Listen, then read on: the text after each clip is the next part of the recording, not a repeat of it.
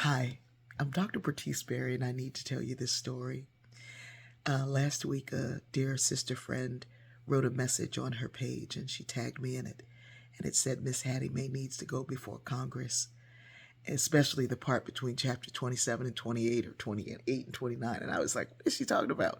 And I went back to read it, because even though you write it, you're writing what comes to you, and then you go back and you edit and you edit and you edit and you edit. And even though you've read it 1,000 times, you go, what was that part?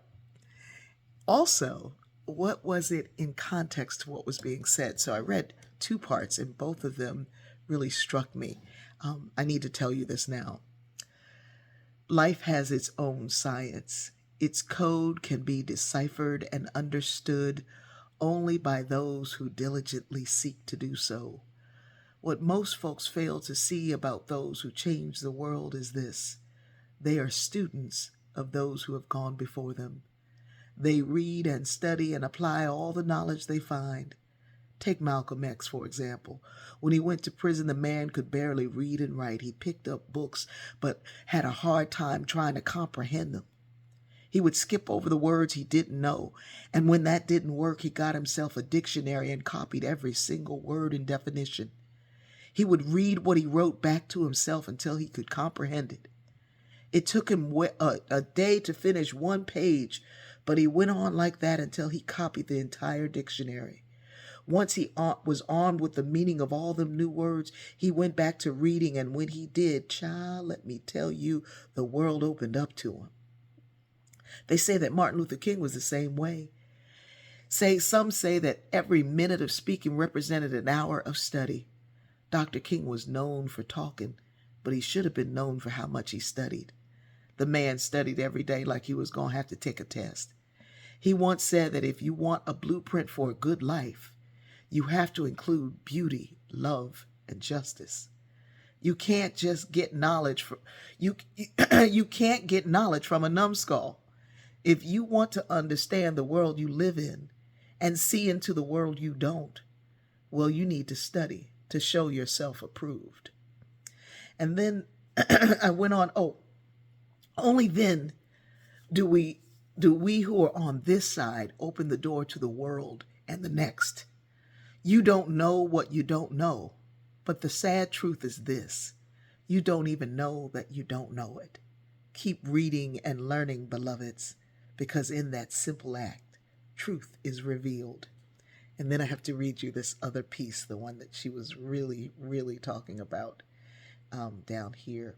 Right after chapter 28. And I was like, ooh, who wrote that? Miss Hattie May. In all things, give thanks. I can't say it no better than that. You need to give thanks for the good, then give thanks for the not so good. Give thanks when you're down, and then give thanks when you are up. Be grateful, children, because in gratitude there is strength, there is power. Folks keep thinking that griping and complaining will get them what they want, but if you ever want to get somewhere in life, show gratitude for where you already are.